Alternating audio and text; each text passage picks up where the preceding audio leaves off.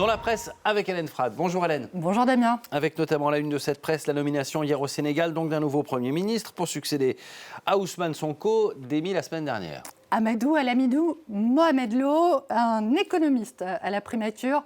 Le quotidien sénégalais Le Soleil présente ce matin le nouveau chef du gouvernement comme un spécialiste économique reconnu, un responsable au cœur de l'exécutif depuis le premier jour de la présidence de Bassirou Diomaye Faye. Guéguerre Faye-Sonko, jusqu'où ira le clash? Le quotidien burkinabé Le Pays évoque une rupture devenue pratiquement inévitable au fil des temps à cause des tensions politiques croissantes et des accords qui étaient de plus en plus ouverts entre les deux têtes de l'exécutif.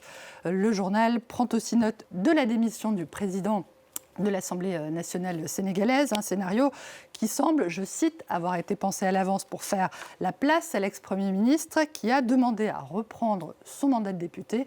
La question devra d'ailleurs être tranchée ce matin. D'après Jeune Afrique, la rupture entre les deux hommes place Bassirou Diomaye Faye en position délicate, puisqu'il va devoir gouverner avec une Assemblée nationale largement acquise à son ancien bras droit. À en croire un observateur, ça va castagner dur.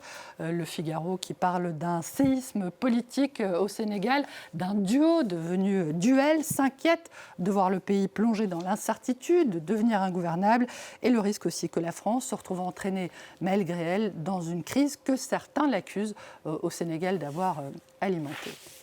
Dans la presse également ce matin, Hélène, beaucoup de réactions à la première encyclique du pape Léon, encyclique qui appelle à désarmer l'intelligence artificielle. Avec ce texte, le pape Léon devient vraiment Léon XIV. Pour le journal catholique français La Croix, le choix du souverain pontife de s'inscrire dans les traces de Léon XIII, le pape de l'encyclique Rerum Novarum sur la doctrine sociale de l'Église face à la révolution industrielle, prend tout son sens. Et ce texte, Magnificat Humanitas, Humanité magnifique, entre dans la lignée non seulement de la pensée sociale catholique, mais s'inscrit aussi dans les documents de référence sur les grandes questions de l'humanité contemporaine.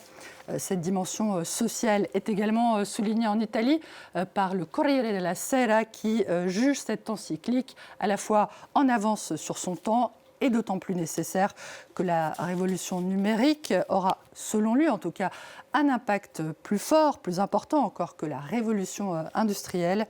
Léon XIV ne se borne pas à lancer qu'un autre monde est possible. Il nous appelle à bâtir cet autre monde. Pour l'historien du catholicisme Alberto Meloni, dont la tribune est publiée par le quotidien Le Monde, le pape ne se contente pas de tempêter contre le marché, mais demande de prendre acte que le capitalisme d'aujourd'hui, je le cite, qui concentre l'argent et le pouvoir n'est pas celui d'hier, en invoquant non pas nos sentiments, mais une pensée exigeant pour demain un engagement qui n'existe pas encore aujourd'hui. Enfin, El País, le quotidien espagnol, salue une mise en garde contre le technofascisme, contre les dangers des nouvelles technologies et leur contrôle par une élite qui risquerait d'entraîner l'humanité vers de nouvelles atrocités.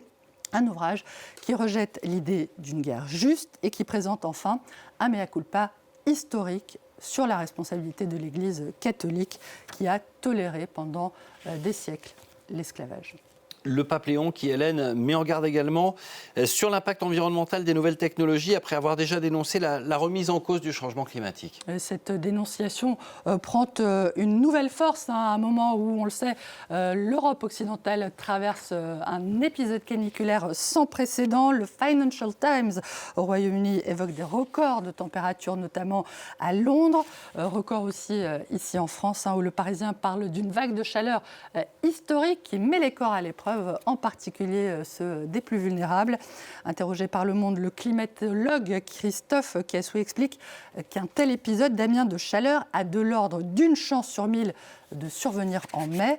Et il rappelle la nécessité d'agir politiquement contre le réchauffement climatique. Le Monde qui raconte aussi comment, dans une longue enquête, le consensus autour du réchauffement climatique et de son origine humaine a mis plus de 200 ans à s'imposer. Une épopée scientifique qui a débuté dès 1680 avec la découverte de l'effet de serre par un certain abbé et physicien français appelé Edmé Mariotte dans un livre qui était intitulé « De la nature des couleurs ». Températures records en France qui ont provoqué quelques coups de chaud à Roland-Garros ? Ouais, malgré un petit malaise, notamment du Norvégien Kasper Rød, qui a tout de même réussi à se qualifier pour le deuxième tournoi. Bravo à lui. Il y a eu aussi hier les départs annoncés du Français Gaël Monfils et du Suisse Stan Wawrinka. Tous deux quittent la terre battue, font fait leurs adieux à la terre battue sur fond de défaite, d'où le titre ce matin de l'équipe d'ocre et de larmes. Gaël Monfils et Stan Wawrinka qui vont pouvoir lever un petit peu le pied, et c'est peut-être pas plus mal, Damien. The Times fait état de nouvelles recherches qui établissent que la lenteur est probablement la vraie clé de la forme physique. Une découverte qui va donc totalement à l'encontre de l'idée qu'on se fait que l'activité physique intense est bonne pour la santé et la longévité. Une excellente nouvelle pour ceux qui, comme vous et moi peut-être, préfèrent la vitesse de l'escargot, surtout par temps chaud, Oui. qui va lentement, va sûrement, dit-on. Surtout quand il fait chaud. Et merci beaucoup.